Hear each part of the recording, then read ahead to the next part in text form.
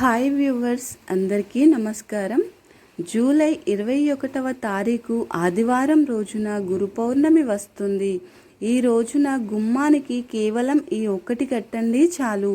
మీరు వద్దనుకున్నా సరే డబ్బు 4 దిశల నుండి వరదలా దూసుకు వస్తుంది. మీ ఇంటికి మరియు మీ ఇంట్లో ఉన్నటువంటి వాస్తు దోషాలకి చక్కటి పరిష్కారం ఏర్పడుతుంది. అంతేకాకుండా భార్యాభర్తల మధ్యన జరిగే గొడవలు, పిల్లలు చెప్పిన మాటని వినకపోవడం, మీ జీవితంలో ఉన్నటువంటి రకరకాల సమస్యలన్నీ తొలగిపోతాయి. మన ఇంటికి ఏదైనా దోషం తగిలితే దాని వలన సంపాదన నిలవకుండా ఉంటుంది. ఇంటికి అలాంటి దోషాలు ఏమైనా తగిలినట్లయితే అటువంటి దోషాల నుండి విముక్తి పొందడాని కోసము ఈ రోజున చిన్న చిన్న పరిహారాలను పాటించడం వలన అనేక రకమైనటువంటి రకరకాల సమస్యలు, దోషాలు అన్నీ తొలగిపోతాయి. గురువారం అంటే సాయిబాబాకి చాలా ఇష్టమైనటువంటి రోజు. గురు పౌర్ణమి రోజున గురుబలం అనేది అత్యంత అధికంగా పెరుగుతుంది. కానీ ఈసారి గురు పౌర్ణమి అనేది ఆదివారంతో కలిసి వచ్చింది. ఆషాఢ ఆదివారం నాడు పౌర్ణమి కలిసి వచ్చింది. ఈ పౌర్ణమి నాడు కొన్ని పనులను గనుక చేసినట్లయితే అత్యంత ఐశ్వర్యవంతులు అవుతారు. కానీ కొన్ని పనులను మాత్రం ఎట్టి పరిస్థితుల్లో చేయకూడదు. అయితే ఈ ఆషాఢ గురు పౌర్ణమి నాడు మీ ఇంటి సింహద్వారానికి ఈ ఒకటి కట్టండి చాలు. మీ ఇంట్లోకి డబ్బు వద్దన్న 4 దిక్కుల నుండి దూసుకు వస్తుంది.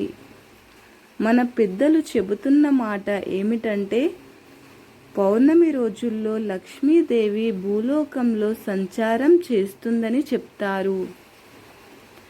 అందుకని పౌర్ణమి రోజుల్లో ఇంటిని, అలాగే ఇంటి గుమ్మాన్ని చక్కగా శుభ్రం చేసుకోవాలి. ఈ గురు పౌర్ణమి నాడు ఖచ్చితంగా సూర్యోదయానికంటే ముందే నిద్ర లేవాలి. మనకి చిన్నతనంలో నడకను నేర్పేటప్పుడు ఎంతో జాగ్రత్త తీసుకొని అమ్మ మనకి గురువులా మారుతుంది. అలాగే విద్యాబుద్ధులు నేర్చుకునేటప్పుడు కూడా గురువుగారు కూడా అలానే ఉంటారు.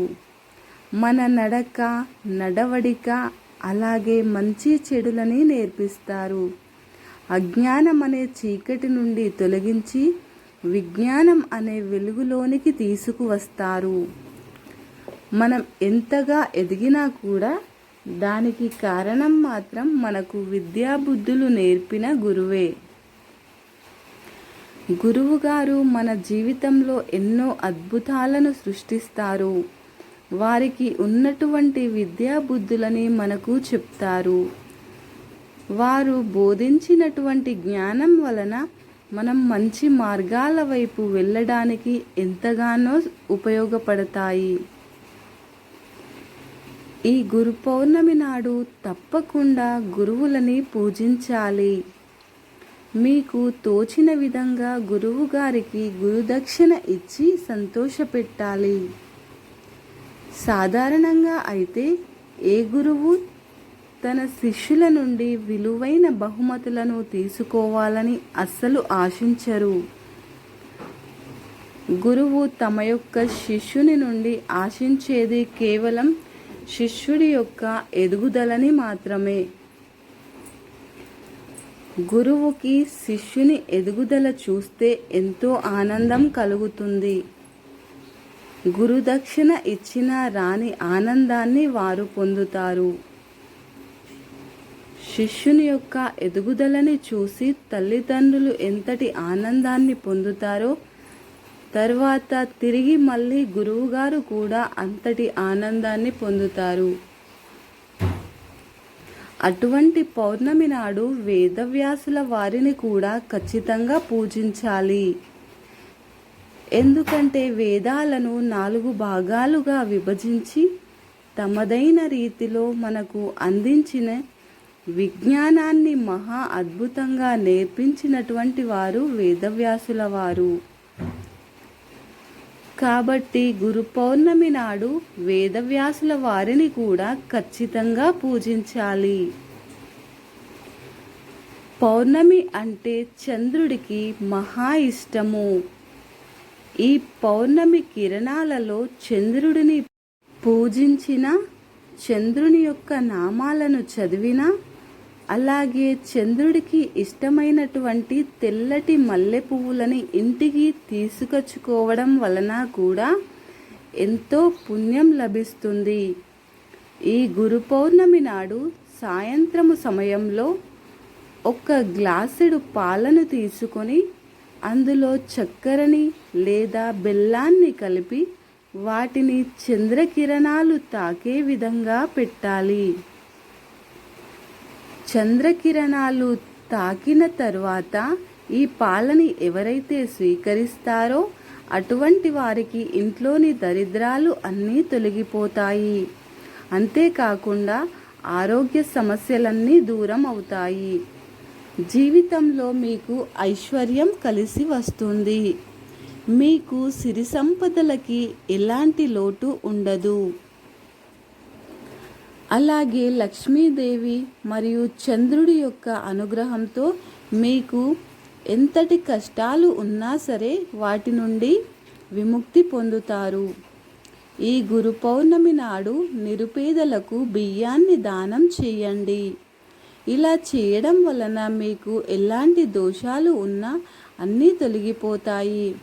మీ జాతకంలో లేదా మీ జీవితంలో ఏవైనా దోషాలు ఉంటే మీరు ఈ గురు పౌర్ణమి నాడు తప్పకుండా బియ్యాన్ని దానం చేయండి. మీరు ఆ దోషాల నుండి విముక్తిని పొందుతారు.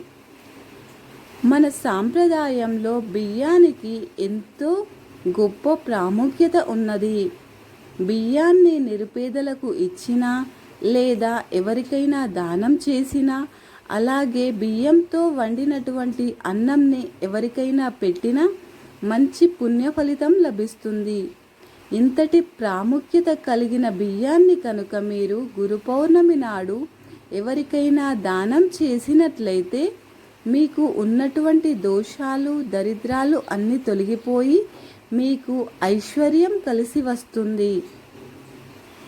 గురు పౌర్ణమి నాడు ఎట్టి పరిస్థితుల్లో ఇటువంటి పనులను మాత్రం అస్సలు చేయకూడదు. అవి ఏమిటంటే, ఈ రోజున జుట్టుని కత్తిరించుకోకూడదు, అలాగే గోళ్ళని కూడా కత్తిరించుకోకూడదు. ఈ గురు పౌర్ణమి నాడు నూనెని మరియు నల్ల నువ్వులని ఇంటికి తెచ్చుకోకూడదు. ఈ పౌర్ణమి నాడు పితృదేవతలకి ఇష్టమైనటువంటి పిండి వంటకాలు చేసి నదిలో వదిలిపెట్టాలి. ఇలా చేసి వారిని తలుచుకోవడం వలన పెద్దల యొక్క ఆశీస్సులు కూడా ఉంటాయి. వారి యొక్క అనుగ్రహం కూడా లభిస్తుంది. గురువుకి భారతదేశంలో అత్యంత గొప్ప ప్రాముఖ్యత ఉన్నది. కాబట్టి ఈ గురు పౌర్ణమి నాడు మాత్రం గురువు పాదాలను తాకి నమస్కరించడం మాత్రం అస్సలు మర్చిపోవద్దు. అలాగే గురువు గారికి మీ స్తోమతకు తగ్గట్టుగా ఏదైనా బహుమతులను, నూతన వస్త్రాలను కానీ, స్వీట్స్ని కానీ, ఇంకా ఏవైనా సరే ఇచ్చి గురువు గారిని ఆనందపరిచే విధంగా చేయండి. ఈ గురు పౌర్ణమి గురువులని సంతోషపెట్టడానికి ఒక అద్భుతమైనటువంటి రోజు. కాబట్టి మీరు గురువు గారిని ఎంతగా సంతోషపెడితే మీరు అంత మంచి అద్భుతమైన ఫలితాలని పొందుతారు. అయితే ఈ గురు పౌర్ణమి నాడు విష్ణుమూర్తిని, లక్ష్మీదేవిని, పరమేశ్వరుడిని, వేదవ్యాసుల వారిని తప్పకుండా పూజించాలి. ఈ విధంగా ఈ దేవుళ్ళని పూజించడం వలన వారి యొక్క అనుగ్రహంతో మనమే కాకుండా మన పిల్లలకి కూడా ఆయురారోగ్యాలు, అద్భుతమైనటువంటి విద్యాబుద్ధులతో ముందుకు సాగిపోతారు. ఇంట్లోకి లక్ష్మీదేవిని ఆహ్వానించడానికి గురు పౌర్ణమి నాడు అమ్మవారి చిత్రపటం ముందర సాయంకాలం సంధ్యాదీపాన్ని వెలిగించాలి. అలాగే ఈ రోజున సూర్యోదయానికంటే ముందుగానే నిద్రలేవాలి. తర్వాత ఇంటిని వాకిలిని శుభ్రం చేసుకోవాలి. వాకిట్లో అందమైన ముగ్గులను పెట్టాలి. లక్ష్మీదేవికి ఇష్టమైనటువంటి అష్టదళ ముగ్గు వేస్తే చాలా మంచిది. అలాగే మీరు ఇంటిని శుభ్రపరిచేటప్పుడు ఆ నీటిలో కొంచెం రాళ్ళ ఉప్పును వేసి శుభ్రం చేయండి, చాలా మంచిది. గురు పౌర్ణమి నాడు పట్టు వస్త్రాలని ధరించాలి. తెలుపు రంగు కానీ లేదా పసుపు రంగు కానీ లేదా కాషాయం రంగులో ఉండేటటువంటి దుస్తులను ధరించండి. ఈ రంగులన్నీ కూడా చాలా శుభప్రదమైనవి. ముఖ్యంగా చెప్పాల్సిన విషయం ఏమిటంటే కాషాయం రంగులో అనగా ఆరెంజ్ కలర్లో ఉన్నటువంటి దుస్తువులని ధరించి పూజని చేసినట్లయితే సకల అష్టైశ్వర్యాలు లభిస్తాయి. ఈ గురు పౌర్ణమి నాడు మల్లె పువ్వులని అలాగే పచ్చకర్పూరాన్ని ఇంటికి తెచ్చుకోవడం మర్చిపోవద్దు. ఇలా తెచ్చుకోవడం వలన చంద్రదోషాలు తొలగిపోతాయి. అంతేకాకుండా ఆ చంద్రుడి యొక్క అనుగ్రహం మీకు లభిస్తుంది. ఈ గురు పౌర్ణమి రోజుననే కాకుండా మీరు ప్రతి పౌర్ణమికి కూడా సాయంకాలం మల్లెపూలను ఇంటికి తెచ్చుకుంటే చాలా మంచిది. అలానే సాయంకాలం వేళ చంద్రుడికి తప్పకుండా ఆద్యం సమర్పించాలి. ఈ విధంగా చేయడం వలన చంద్రుని యొక్క అనుగ్రహంతోని మన జాతకంలో ఉన్నటువంటి అన్ని రకాల దోషాలను తొలగించుకొని మన జీవితంలో అధిక డబ్బుని సంపాదిస్తాము. ధనానికి ధాన్యాలకి ఎటువంటి లోటు ఉండదు. వాస్తు శాస్త్రంలో గుమ్మానికి విశేషమైనటువంటి ప్రాధాన్యత ఉన్నది.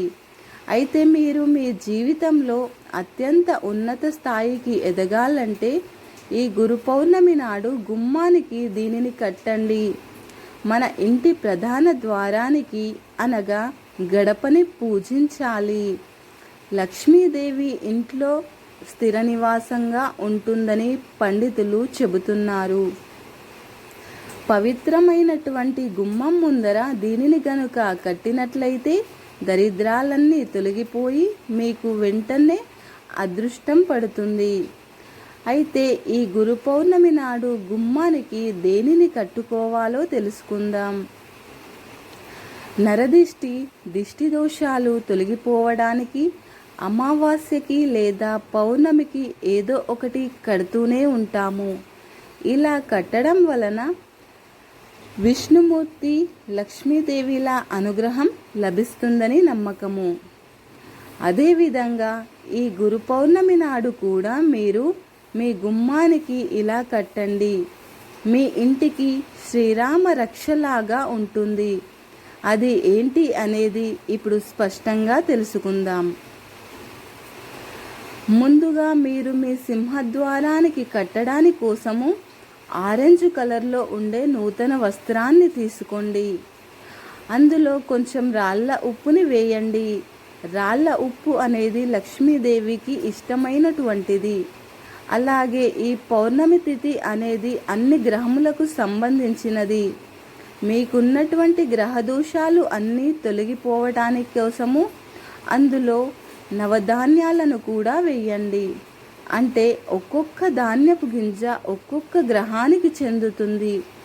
దాని వలన అన్ని గ్రహాలు మీకు అనుకూలిస్తాయి. మీ జాతకంలో ఎటువంటి దోషాలు ఉన్నా అన్నీ తొలగిపోతాయి. కాబట్టి ఖచ్చితంగా మీరు నవధాన్యాలని వేయండి. అలాగే చిటికెడు పసుపు కుంకుమలని వేయండి. ఈ పసుపు కుంకుమలు వేయడం వలన లక్ష్మీదేవిని దైవశక్తి ఇంట్లోకి ఆకర్షిస్తుంది. అలాగే పచ్చకర్పూరాన్ని కూడా వేయండి. తర్వాత ఈ కాషాయపు వస్త్రాన్ని ఒక మూటలాగా కట్టండి. ఈ విధంగా మూట కట్టుకున్న తరువాత సాయిబాబా చిత్రపటం ముందర కానీ లేదా విష్ణుమూర్తి యొక్క చిత్రపటం ముందర కానీ ఈ మూటను పెట్టి మీ మనసులో ఉన్నటువంటి కోరికలను ఆ భగవంతుడికి చెప్పుకొని మీ యొక్క కోరికలు త్వరగా నెరవేరాలని నమస్కారం చేసుకొని ఈ మూటని మీ సింహద్వారానికి కట్టండి. ఈ విధంగా కట్టడం వలన మీ జాతకంలో ఎటువంటి దోషాలు ఉన్నా అన్నీ తొలగిపోతాయి. మీకు అదృష్టం కలిసి వస్తుంది. మీకు దరిద్రాల నుండి విముక్తి లభిస్తుంది. ఈ విధంగా మర్చిపోకుండా మీరు గురు పౌర్ణమి నాడు మీ ఇంటి సింహద్వారానికి కట్టండి. అలాగే ఈ గురు పౌర్ణమి నాడు మీ దగ్గరలో ఉన్నటువంటి సాయిబాబా ఆలయానికి వెళ్ళి ఆ బాబాకి కాషాయం రంగులో ఉండే వస్త్రాన్ని సమర్పించండి.